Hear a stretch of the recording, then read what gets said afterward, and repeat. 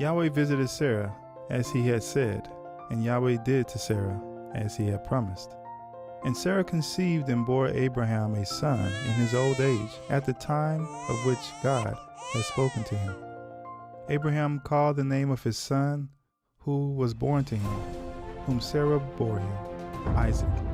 And Abraham circumcised his son Isaac when he was 8 days old, as God had commanded him. Abraham was 100 years old when his son Isaac was born to him. And Sarah said, God has made laughter for me. Everyone who hears will laugh over me. And she said, who would have said to Abraham that Sarah would nurse children? Yet I have borne him a son in his old age. And the child grew and was weaned. And Abraham made a great feast on the day that Isaac was weaned.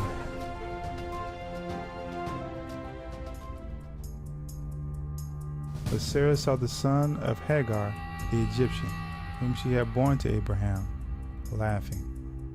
So she said to Abraham, cast out this slave woman with her son, for the son of this slave woman shall not be the heir with my son Isaac. And the thing was very displeasing to Abraham on account of his son. But God said to Abraham, be not displeased because of the boy and because of your slave woman. Whatever Sarah says to you, do as she tells you, for through Isaac shall your offspring be named. And I will make a nation of the son of the slave woman also, because he is your offspring. So Abraham rose early in the morning and took bread and a skin of water and gave it to Hagar, putting it on her shoulder along with the child, and sent her away. And she departed and wandered in the wilderness of Beersheba. When the water in the skin was gone, she put the child under one of the bushes.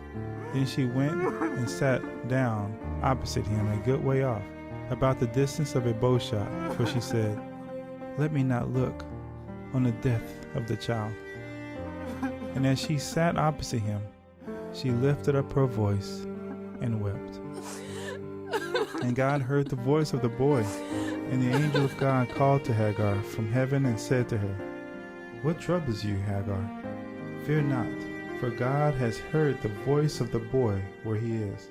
Up, lift up the boy and hold him fast with your hand, for I will make him into a great nation. Then God opened her eyes, and she saw a well of water, and she went and filled the skin with water and gave the boy drink. And God was with the boy, and he grew up. He lived in the wilderness and became an expert with the bow. He lived in the wilderness of Paran, and his mother took a wife for him from the land of Egypt.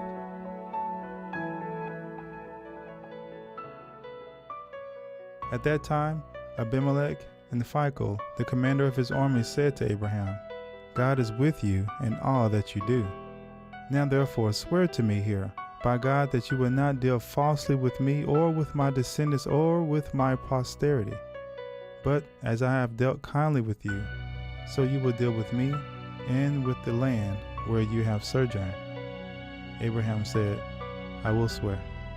When Abraham reproved Abimelech about a well of water that Abimelech's servants had seized, Abimelech said, I do not know who has done this thing. You did not tell me, and I have not heard of it until today. So Abraham took sheep and oxen and gave them to Abimelech, and the two men made a covenant. Abraham set 7 ewe lambs of the flock apart, and Abimelech said to Abraham, what is the meaning of these 7 ewe lambs that you have set apart? He said, these 7 ewe lambs you will take from my hand, that this may be a witness for me that I dug this well. Therefore that place was called Beersheba, because there both of them swore an oath. So they made a covenant at Beersheba. Then Abimelech and Phicol, the commander of his army, rose up and returned to the land of the Philistines. Abraham planted a tamarisk tree in Beersheba and called there on the name of Yahweh, the everlasting God. And Abraham sojourned many days in the land of the Philistines.